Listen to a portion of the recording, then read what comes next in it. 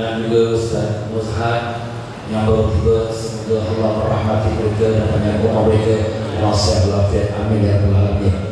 Dan marilah sama-sama kita dengarkan tausiah tazkirah daripada Ustaz Zahid Zain. Falyatafadhal mashkura.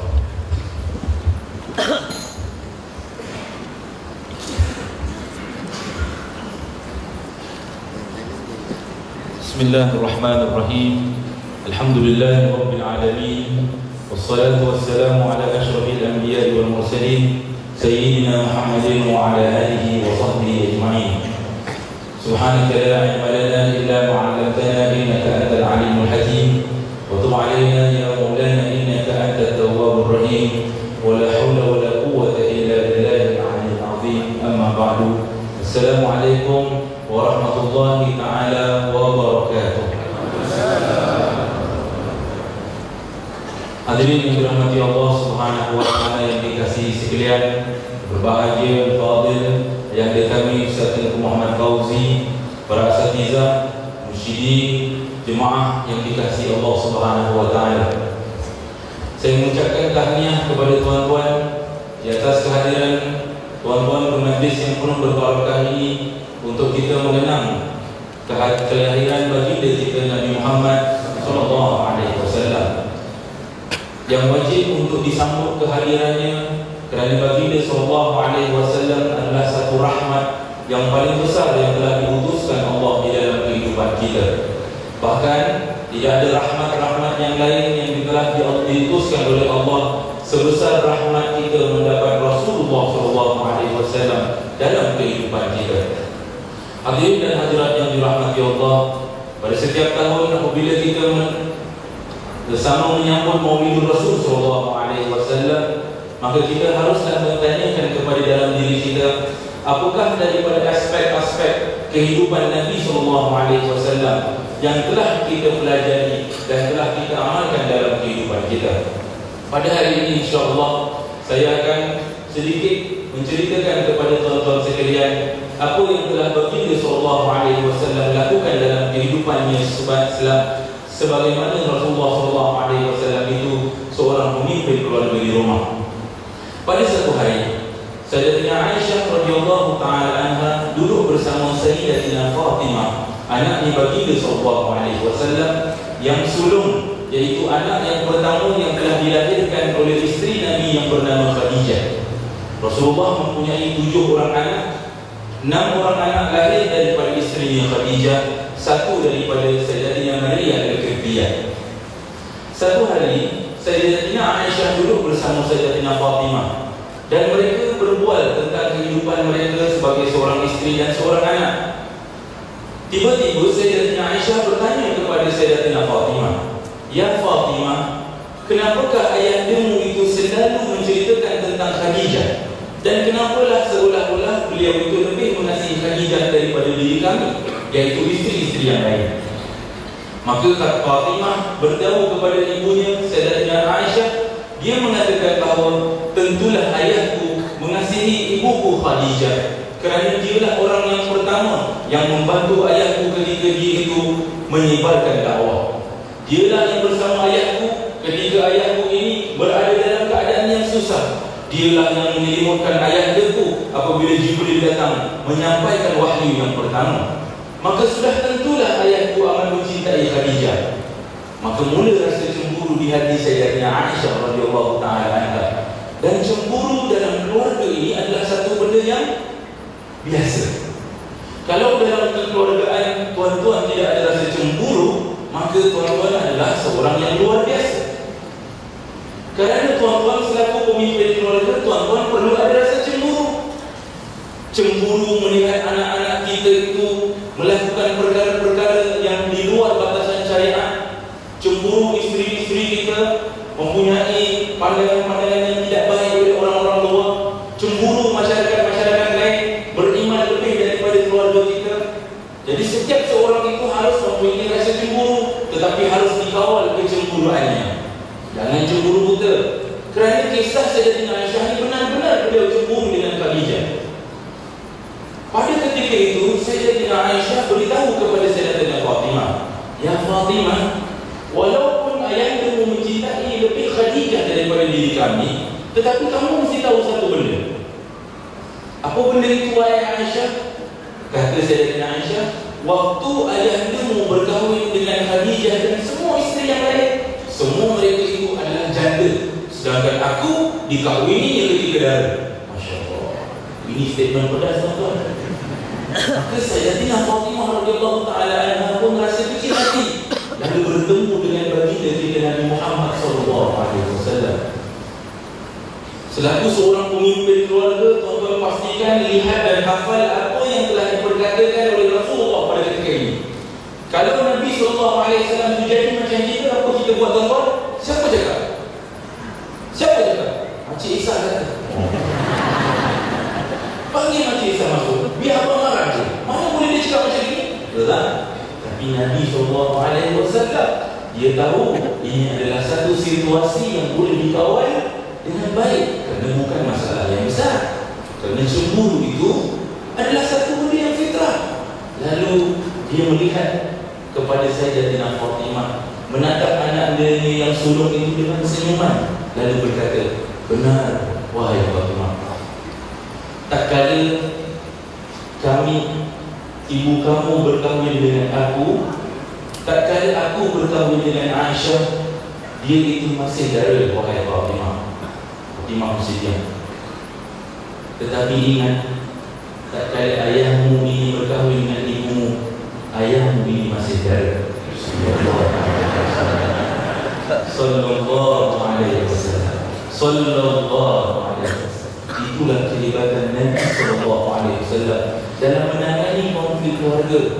Tuan-tuan yang dirahmati Allah, berapa banyak di antara kita yang di sini tidak mempunyai kekuatan dan tidak mempunyai ilmu yang cukup untuk menangani masalah dalam keluarga. Rasulullah menangani masalah ini dengan bijaksana, dengan ketenangan dan mengharapkan kebaikan di antara keduanya. Kerana itu Rasulullah SAW diriwayatkan dalam sebuah majlis duduk bersama isteri-isteri baginda SAW, lalu ditanya oleh isteri baginda, "Ya Rasulullah, siapakah di antara kami yang paling dekat dengan kamu, wahai Rasulullah?" Ini yang tanya isteri, tentu masuk sama-sama, masih tanya siapa yang paling dekat. Kita duk tunggu daripada jauh, tak ada tanya, "Ya Rasulullah, aku boleh dekat?" Tak ada. Sebab kita rasa, tak apa, jawab pun tak apa. Tapi ini isteri tanya, "Ya Rasulullah, di antara kami ini siapa yang paling dekat?" Nabi SAW sabda, "Yang paling dekat di antara kalian adalah yang paling panjang tangannya." Kalau orang Melayu, panjang tangan maksudnya apa tuan-tuan? Kecuali. Tapi ini orang Arabnya pepatah. Jadi kita kena faham apa maksud panjang tangan. Panjang tangan maksudnya yang paling banyak bersedekah di antara kamu. Tetapi tuan-tuan, nak diceritakan pada ketika ini apa yang dilakukan oleh isteri Rasulullah SAW, satu benda kalau kita panggil cute sangat. Apa dia buat tuan-tuan? Sayyidatina Aisyah pun bangun, lalu menyuruh semua isteri Nabi berdiri. Berdiri. Mari kita berdiri. Hulurkan tangan. Jadi semua isteri Rasulullah hulur tangan macam ni. Tak kala itu ada sebuah tangan yang terkeluar lebih daripada tangan-tangan yang lain, iaitu tangan Sayyidatina Zainab radhiyallahu ta'ala anha.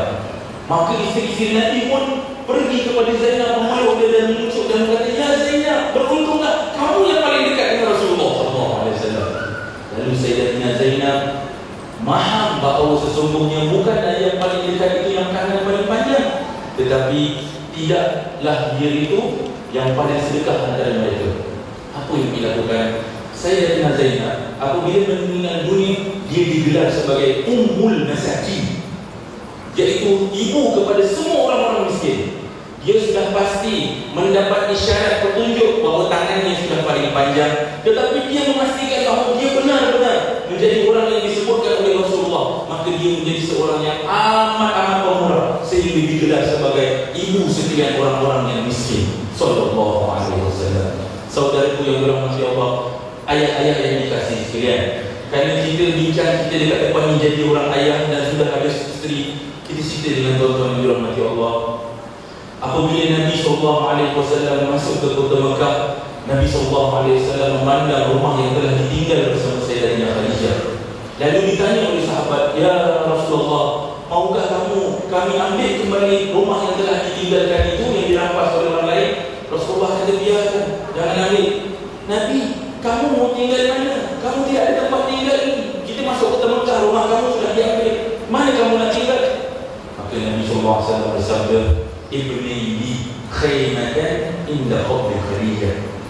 Oh sahabat-sahabatku, buatkanlah aku satu khemah yang kecil di perkuburan malam, di tepi perkuburan Khadijah. Bila ditanya, "Ya Rasulullah, kenapakah kamu ingin bermalam di sini?" Kata Nabi, "Supaya esok pagi apabila aku bangun, aku melihat kekasih hatiku Khadijah." Sallallahu alaihi wasallam. Sedangkan ramai di antara kita di sini, tuan-tuan, mohon Allah untuk sujud, mati dalam keadaan sujud. Banyak orang-orang di sini mohon pada Allah mati pada malam Lailatul Qadar. Banyak di antara kita mohon pada Allah mati dalam keadaan kita lepas tahajud, mati selepas kita semayang, mati selepas kita puasa, mati selepas kita zakat, mati selepas kita buat haji. Nabi SAW tak kala hampir menghembuskan nafas yang terakhir, apa yang dikatakan oleh Rasulullah? Adakah hari ini hari Aisyah? Adakah hari ini hari Aisyah? Adakah hari ini hari Aisyah? Untuk membuktikan kepada kita, mati ini buat isteri yang disayangi itu lebih dikehendaki oleh Nabi SAW. Itu keluarga, tuan-tuan. Itu seorang pemimpin yang sentiasa memerhatikan bahawa dia itu adalah seorang pemimpin, tak kala dia berakal sehingga dia meninggalkan dunia ini.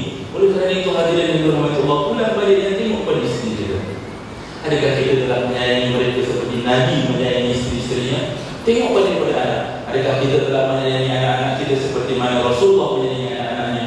Mudah-mudahan Allah kurniakan kita isteri yang soleh. Mudah-mudahan Allah kurniakan mereka suami yang soleh seperti baginda Rasulullah SAW. Dan Allah kurniakan kita ketenangan untuk mengikut sunnah Nabi SAW setiap keadaan kita. Dan kita pulang pada hari ini dengan membawa sedikit azam untuk menjadikan rumah kita seperti rumah baginda sallallahu alaihi wasallam. Amin ya rabbal alamin. Wa a'lamukum. Assalamualaikum warahmatullahi wabarakatuh. Barakallahu fiik wa jazakallahu khair Ustaz Salim yang menyampaikan kata-kata yang penuh bernas dan juga nasihat yang cukup indah daripada sejarah kehidupan keluarga baginda Nabi sallallahu alaihi wasallam. Mudah-mudahan itu menjadi peringatan untuk kita semua, suami dan semua isteri, bahawa kita sayang pada suami kita, kita sayang pada isteri kita. Jangan lupa balik kita cakap I love you darling. Ya, sayang, I love you sayang. Bagi tahu supaya kita buang sifat rasa ego kita, buang sifat rasa sombong kita, dan kita tunjukkan kasih sayang. Itulah ajaran agama Islam kita berkata-kata. Baik, kita berpindah kepada Ustaz Nuzhan, insyaAllah. Kita minta sepatah dua kata kepada Ustaz Nuzhan dalam 10 minit. Silakan Ustaz. Fadhil masykurah. Bismillahirrahmanirrahim. Alhamdulillah wassalatu wassalamu ala Rasulillah nabiyina Muhammad bin Abdullah sallallahu alaihi wa alihi wa sahbihi wasallam. Amma ba'd. Yang dikasihi dan dimuliakan Fadil Ustaz Ketua Fauzi Mata'ala Allah bi tuli hayati, para asatidz, para jemaah, para suami, para istri sekalian. Assalamualaikum warahmatullahi wabarakatuh. Sebagai menyambung tema daripada apa yang Fadil Ustaz Zaid nyatakan, malam ini macam malam suami istri. Rasulullah SAW pernah mendoakan istri Sayyidatina Aisyah. Jadi malam ini kita pulang, kita sebutkan nama istri kita. Nabi sebut, Allahumma ighfir li Aisyah binti Abi Bakar ma taqaddama wa ma ta'akhkhara min dhanbiha. Ya Allah, ampunkan dosa Aisyah binti Abi Bakar, apa sahaja dosa yang terdahulu dan yang akan datang yang dia lakukan, apa yang zahir dan apa yang batin. Kemudian Sayyidatina Aisyah bila mendengar doa tersebut rasa gembira. Mana-mana saja isteri-isteri tentu rasa gembira bila suaminya mendoakan khusus nama isteri tersebut. Jadi apabila merasa gembira, Rasulullah SAW bertanya kepada Sayyidatina Aisyah, apakah kau Kata Sayyidina Aisyah, ya aku suka, ya aku gembira. Tentu saja. Bukan hanya kerana suami mendoakan, tapi kerana dia adalah seorang Rasul yang dicintai oleh Allah yang mendoakan. Ketahuilah wahai Aisyah, demi Allah, kata Nabi SAW, demi Allah, itulah doa yang aku mendoakan umatku setiap kali dalam salatku.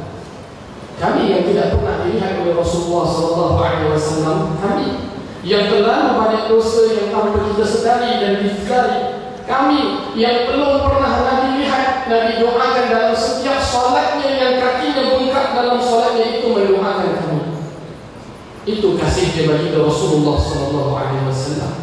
Kita malu tuan-tuan nak cerita tentang kasih bagi Nabi SAW. Rasulullah SAW diboykot rasa lapar, perutnya rasa lapar demi umatnya, giginya patah demi umatnya. Apabila di akhir ayat masih ingat umatnya, besok baginda awwaluna yuhsyar, pertama yang dibangkitkan oleh Allah, bila bangkit oleh Allah Subhanahu wa taala, Nabi SAW tanya umatnya. Kita kenyang belum lagi mengingat Rasulullah SAW. Kita kesana ke sini tidak mengingat Rasulullah SAW. Kita makan angin pun tak ingat Rasulullah SAW. Tuan-tuan, ini bulan Rabi'. Tuan-tuan tengok cuaca pun indah dekat Singapura. Kalau tempat yang ada 4 season, tuan-tuan makan angin bulan Rabi', musim bunga begitu indah, begitu cantik. Siangnya tak begitu panjang, malam tak begitu panjang, cuaca tak begitu sejuk, panas tak begitu panas. Alam meraihkan Ar-Rabi', meraihkan Rasulullah SAW. Kita tak ingat bagi Nabi SAW malu. Jadi pada kesempatan ini, untuk kita lihat betapa buktinya cinta kita pada Rasulullah SAW, mari kita lihat telusuri kisah para sahabat Nabi mencintai Rasulullah SAW.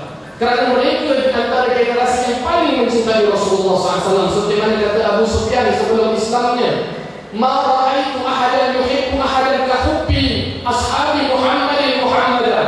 Aku tak pernah tengok orang cinta seseorang seperti mana sahabat-sahabat Muhammad mencintai Muhammad. Salah seorang sahabat yang menjadi tawanan di dalam peperangan Badar.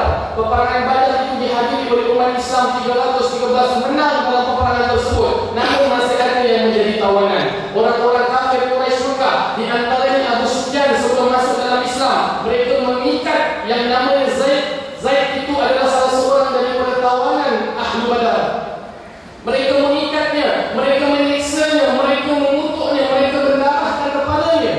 Datang Abu Sufyan, "Wahai Zaid, beritahu aku dengan penuh kebenaran, sumpah dengan Allah akan satu perkara ini." Apa dia? "Nak tak engkau kalau aku tukarkan tempatmu dengan tempat Muhammad? Sekarang ini kau berada senang lengang dengan keluarga Muhammad yang diikat di sini. Apakah engkau inginkan? Beritahu aku sejujurnya." Apa kata Zaid? "Lah, pergi engkau, jangan mengganggu aku. Jangan kata menukar tempat. Kalau ada jarum pun menyakiti kaki baginda Rasulullah SAW, aku lagi sanggup berada di sini daripada Nabi berada di tempatmu ini." Allahumma salli wa sallim wa barik alaihi. Ini cinta para sahabat terhadap Rasulullah SAW. Salah seorang yang bernama Hindun, sahabiat, di dalam peperangan Uhud. Peperangan Uhud dikatakan bahawa orang Islam menang separuh, kalah separuh. Dan di dalam kalah separuh itu kerana terjadinya pembunuhan yang banyak terhadap orang-orang Islam. Dan Hindun ini kehilangan ayahnya. Hindun ini kehilangan anak lelakinya. Hindun ini kehilangan saudara lelakinya. Setelah usai peperangan, mereka menyatakan kepada Hindun, "Bagaimana aku nak bawa berita ini kepada Hindun? Wahai Hindun, ketahuilah bahawa ayahmu telah mati syahid." Apa jawab Hindun? "Moga-moga Allah menerima syahidnya bagaimana Rasulullah SAW." Itu yang aku ingin tahu. Wahai Hindun, ketahuilah bukan hanya ayahmu, tapi anak lelakimu juga mati syahid dalam peperangan Uhud. Semoga Allah Subhanahu wa taala menerima syahadahnya sebagai seorang syahid. Bagaimana Rasulullah SAW? Kata Hindun, "Wahai Hindun, ketahuilah bahawa saudara lelakimu pun mati di dalam peperangan. Semoga Allah memberikan mereka derajat syuhada." Yang ingin aku tahu bagaimana Rasulullah SAW. Tidak pernah kita melihat orang mencintai Rasulullah seperti mana para sahabat mencintai Sayyidina Abu Bakar As-Siddiq radhiyallahu anhu di dalam pasar Qulqas, Nabi SAW dalam periode Kota Mekah menyampaikan dakwah tetapi disakiti oleh kafir Quraisy Mekah. Sayyidina Abu Bakar As-Siddiq berusaha untuk mempertahankan Nabi SAW sehingga mukanya berdarah, sehingga riwayat menyatakan Sayyidina Abu Bakar As-Siddiq pingsan dan tidak kelihatan wajahnya seperti Sayyidina Abu Bakar As-Siddiq. Bila dibawa pulang Sayyidina Abu Bakar As-Siddiq dalam keadaan yang pingsan, pertama di dalam sedarnya Sayyidina Abu Bakar As-Siddiq radhiyallahu anhu, yang ditanya Sayyidina Abu Bakar As-Siddiq, bagaimana Rasulullah sallallahu alaihi wasallam. Ma'asyiral muslimin wa saudaratul mukminin rahimakumullah, kecintaan telah dibuktikan oleh para sahabat. Malu kita dengan kecintaan kita kepada Rasulullah sallallahu alaihi wasallam. Dalam kesempatan ini, sebagai membuktikan kecintaan kita kepada Rasulullah sallallahu alaihi wasallam, mari kita lihat salah satu wasiat Nabi sallallahu alaihi wasallam di akhir ayatnya. Apa wasiat Mustafa sallallahu alaihi wasallam? As-salat, as-salat, as-salat, as-salat. Yang Nabi sallallahu alaihi wasallam bimbangkan, risaukan buat umatnya, bagaimana solat umatnya, bagaimana solat umatnya, bagaimana pendidikan solat umatnya. Marilah tuan-tuan rahimahullah, kita pasang niat di dalam hati kita, di dalam keluarga kita, mendirikan solat berjemaah. Dengan kita berjemaah, kita faham hukum imam makmum, kita berdoa kepada Allah Subhanahu wa taala.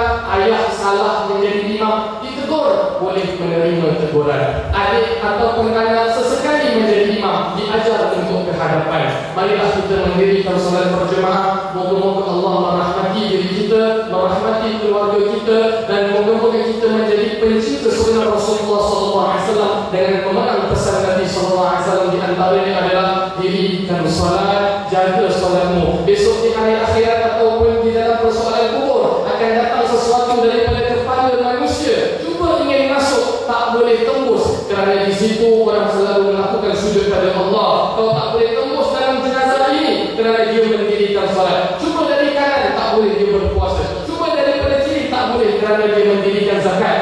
Setelah semua tidak boleh, didudukkan jenazah itu dengan rohnya, kemudian jenazah tersebut akan mendirikan salat. Sebelum dia mendirikan salat, ditanyakan kepada jenazah tersebut, apa pandanganmu tentang insan yang dibangkitkan di tengah-tengah kamu, yaitu Rasulullah SAW. Andainya kita mengenal, mencintai, mengenal baginda Rasulullah SAW, nescaya kita akan menjawab, dia adalah Rasulullah SAW. Dia adalah kekasih Allah. Dia adalah Nabi kita. Dia adalah insan yang akan memberi syafaat buat diri kita. Ma'asyiral muslimin wa saudaratul mukminin rahimakumullah, kita kenal kecintaan para sahabat dan kita nilai bagaimana cinta kita pada Rasulullah. Tidak setitis pun kecintaan sahabat itu nak dibandingkan cintanya Rasulullah pada sahabat dan pada diri kita. Moga-moga Allah Subhanahu wa taala menerima amal kita, amin. Moga-moga kita menjadi muqimus salat. Moga-moga kita besok apabila diberikan soalan oleh Munkar dan Nakir dapat menjawab dan dapat mengenal itulah Rasulullah sallallahu alaihi wasallam. Amin ya rabbal alamin. Aqulu qouli hadza, wassalamualaikum warahmatullahi wabarakatuh. Waalaikumsalam warahmatullahi wabarakatuh. Jazakallahu khair.